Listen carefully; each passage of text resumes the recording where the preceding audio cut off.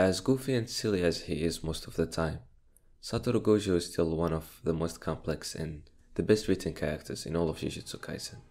His character may be very straightforward and simple at first, as he was established as the easygoing overpowered stereotype, but he's a very deep-layered person who is very conflicted and misunderstood, both in the world of Jujutsu Kaisen and from us the readers, and what I believe to be a complexity of being on top, and how it affected him and made him the person we know him as.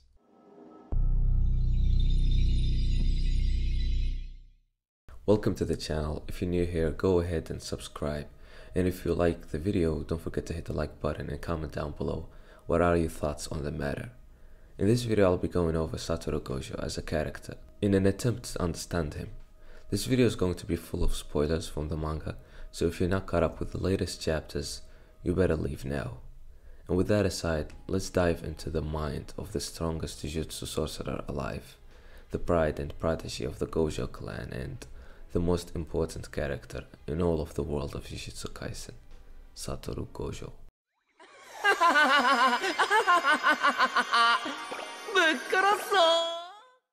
Starting off with his character and personality, he is that of the mentality of I can, therefore I will.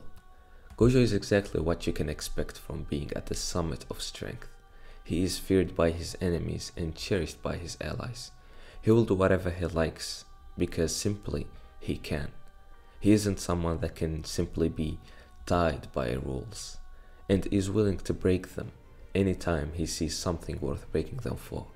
That is why he is often hated and not respected by others, and has a lot of bad relationships and problems with the higher ups and people from the Jujutsu society. But why is that he is this way, and what possibly made him act this way? Let's take a look at his history. There is 3 major timelines that I believe are the foundation of Gojo as the person he is. First, his childhood. Even though there is only a few scenes and mentions of Gojo as a kid, that is efficient to assume the way he lived in the environment he was in as a kid. Because of the Jujutsu world as it is, and the importance of the bloodlines between the clans, and Gojo, who inherited not only one, but 2 of the rarest abilities, something that hasn't happened in 100 years, speaks volumes of his worth and potential. He was terrifying in the few scenes we saw him in, from him realizing that Toji was standing behind him, something that no one ever did or will do before and after that moment, and the fear he put into old and experienced Kurisuzus by just a stare from a distance. It is not a surprise that Gojo will be as arrogant and confident as he grew up with this level of strength from the moment he was born, and cherished by his surroundings. He was treated like a treasure from the moment he came into this world. Not just that, but also described as a phenomena that altered the balance and is treated like a historic event of itself. This continues in his teenage years as a Jujutsu Tech student. The cocky attitude and the superiority can be seen in him clearly as a result from his childhood life. Now, being a special great sorcerer and probably never struggling in his life before, we can see how he is someone who is willing to break any rule and go against the system in the way he talks, and he mentions that protecting the weak is such a pain. And we can see the difference in his thoughts about the subject with his friend and classmate Geto. They agreed to protect Riko and came to the conclusion that her life shouldn't be thrown away just like that. Everything was going well until the calamity arrived. Toji makes his appearance and brutally destroys Gojo, kills Riko and leaves Geto at death's door, completely shattering everything the 2 teenagers believed in and were planning on doing, which made Geto start to question his morals and role, which will also in return affect Gojo, because he lost his one and only rival. Toji was the reason Gojo became the strongest. He made him reach a level of strength like none before, and presented the first ever obstacle in his life. Gojo in the second fight was numb and lost his mind because of the shock, as Toji describes him as being high. He didn't fight for Riko or anything else. He simply was enjoying the moment as greedily as he could. experiencing this new level of strength and power and might. At the end of that arc, Gojo is more hateful towards the Jujutsu elders and society, and killing them is clearly an option for him now. This then becomes worse for him as he and Geto start to be separated by the gap of strength Gojo gained. Events lead to Geto becoming a curse user and leaving Jujutsu Tech. Gojo encounters him and they have a talk. Then one of my favorite phrases in all of the manga takes place. Are you the strongest because you are Satoru Gojo? Or are you Satoru Gojo because you are the strongest? This means that being the strongest is a characteristic and should belong to someone. Being the strongest because you are who you are implies that strength is just a part of you, not you yourself. And the opposite is being you yourself just because you are the strongest, implies the lack of identity and personality, meaning that Gojo is Gojo just because he is the strongest, and that there is nothing more to him as a person than this title. If it was to be taken away from him, will he stay the same? Does he have any qualities other than strength? These words struck Gojo very deep, and he couldn't kill Geto at the moment, because he simply would have proved him right if he did. Gojo goes on his own way and decides to take the route of teaching and making allies that will change the system and not him alone.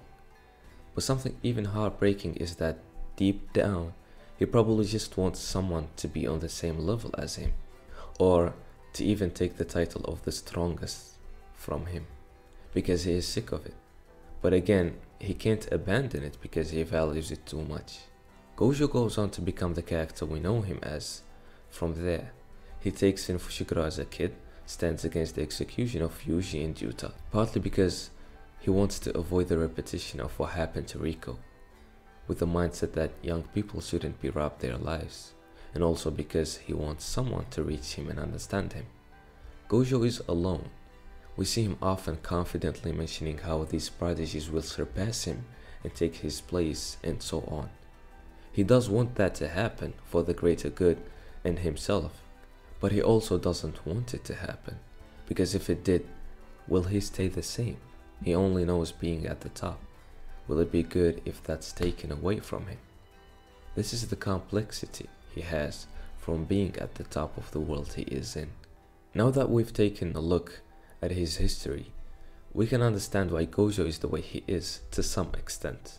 He always is superior no matter what. He likes it, but as he is afraid of losing it, he often shows signs of looking forward to be replaced. As I previously mentioned, there is not a lot of canonical information on his childhood, besides few bits and pieces here and there. His clan in the Jujutsu world always saw him as a weapon, and he definitely didn't live a normal life.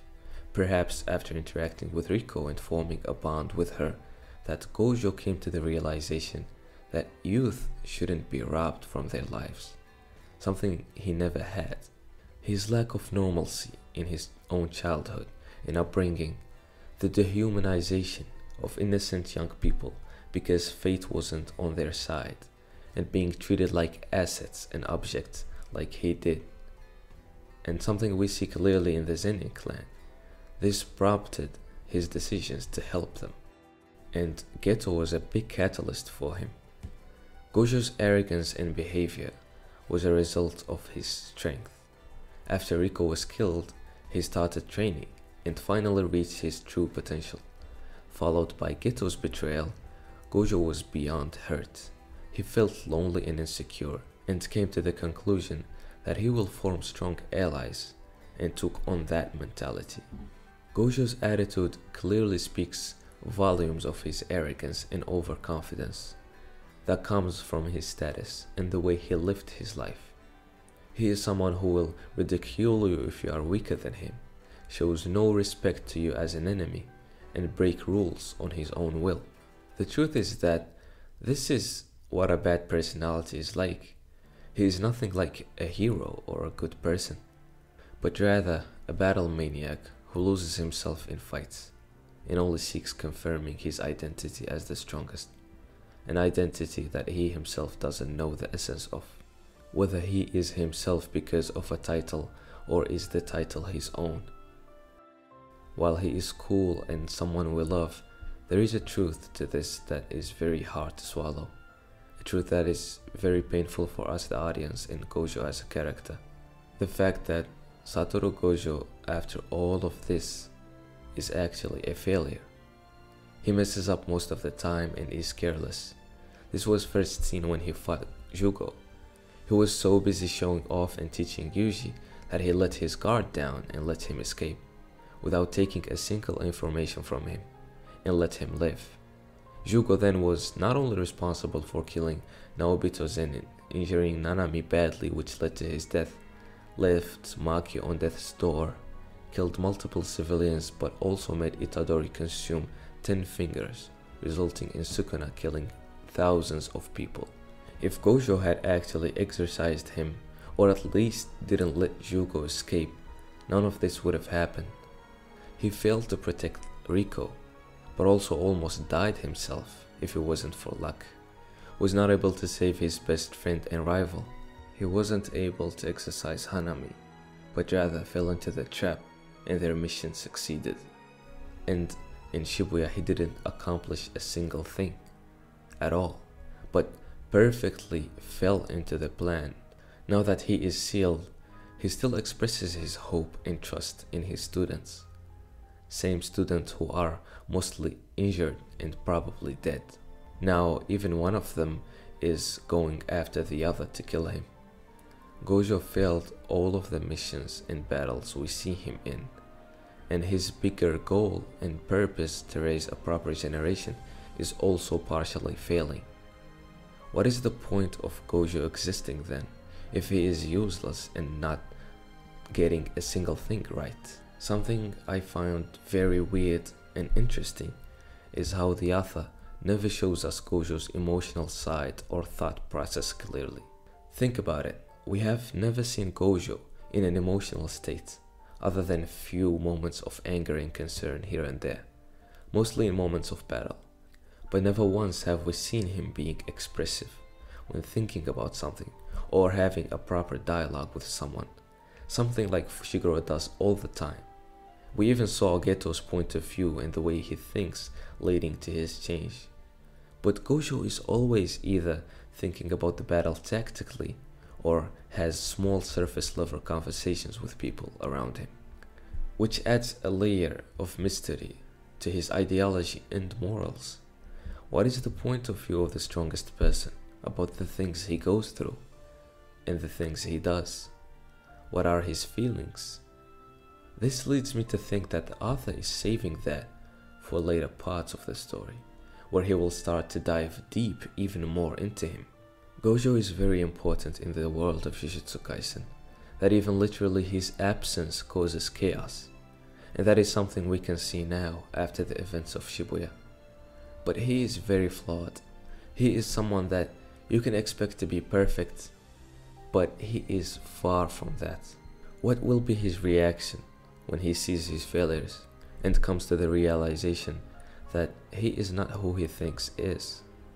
His reaction to the state that Japan is in, and the state of his partners and students, the loss of so many allies and comrades, that will definitely change something in him, and by something I mean his state of mind.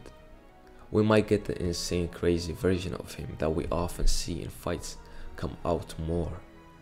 He is now exiled from the Jujutsu world, his teacher and his students are meant to be executed, and Japan is in chaos, mostly because of his absence and partly because of him, as he is the person who is responsible for Sukuna's actions, and his previously mentioned failures helped in his capture, and all of the things that happen in between.